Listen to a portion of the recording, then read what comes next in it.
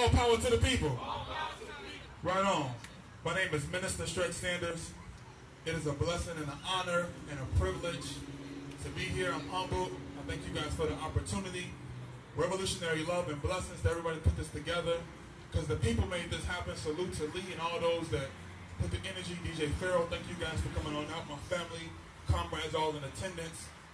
I just came to talk briefly on a couple of things and in hopes that we can leave a little more better than we walked in. Right on? So one of the things I want to touch on is that my sister Shannon, I don't know if she's still here, she touched on it with those traps, is that it is a trap, but the name for it is a war. Ain't no war on drugs, ain't no war on gangs, it's a war on the black community. Right on. And one of the attacks in that war is police terrorism. Some people I'm listening, they're still saying police brutality, which is fine. I'm not going to correct you, but we need to use brutal terms for brutal realities. We got to be realistic with this here. And the name is police terrorism. 50 years ago, it wasn't brutality. So 50 years later, we can't keep saying it's brutality. It's terrorism. There are occupied army in our neighborhoods, in our community, in this land. If you go back to the history and research how police was started, they were slave catchers. We got to be clear of that. They was going to catch the runaway slaves. Down the line, they put some people of color in it, and we all got sidetracked and started thinking, okay, well, maybe they're really going to protect and serve. But keep in mind, you had black faces in the big house.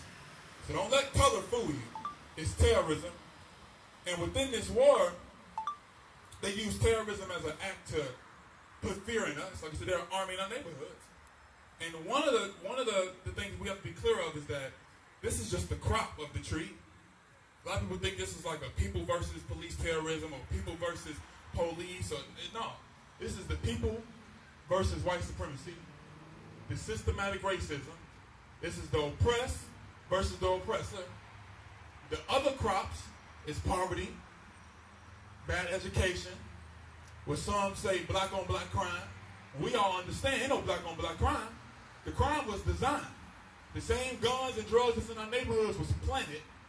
It was instilled. The propaganda, the movies. We can sit here right now. We can name 1,000 baby boys and 1,000 Fridays. How many 1,000 Killer and the Bees can you name? One.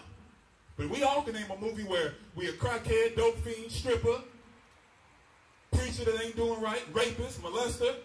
But how many movies can you see kids that's spelling and doing education? You can't name it. Not too many. But we glorify these negative images, the propaganda. We got to be clear of all that. That's part of this war. That makes us feel black on black crime. Ain't no black on black crime. This is by design. And it was designed to put us where they want us, which is to be slaves. Back in the concentration camps, what some consider prisons. But that's another word we have to be brutal about. It's a concentration camp. Another one of those wars is mass incarceration. We got to be clear of that. What the design was supposed to do is put us back behind bars.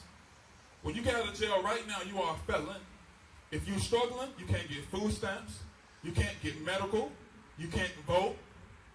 You're a second-class citizen. Now what you going to do? You're going to go back home. You can't get a job.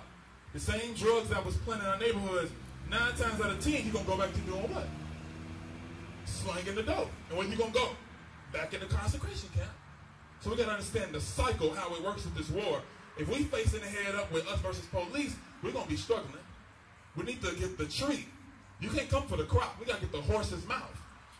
We take our police, okay, then what? We got to get the main tree. Don't get the employer, get the employer. If you go to a restaurant and you're unhappy, you ask for who? The manager. You don't ask for another coworker. We asking for the coworkers. We got to stop asking for the coworkers. We got to go for the manager, the general manager, the headquarters. That's what we want to target.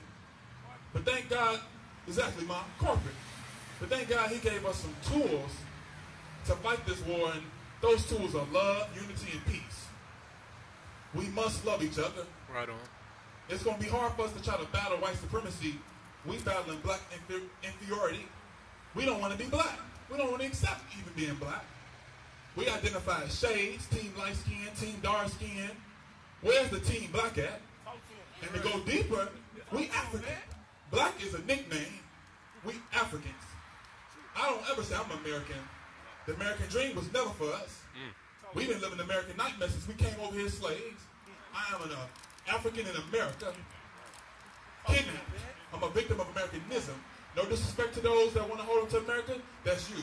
But as you hold on to America, don't let go Africa.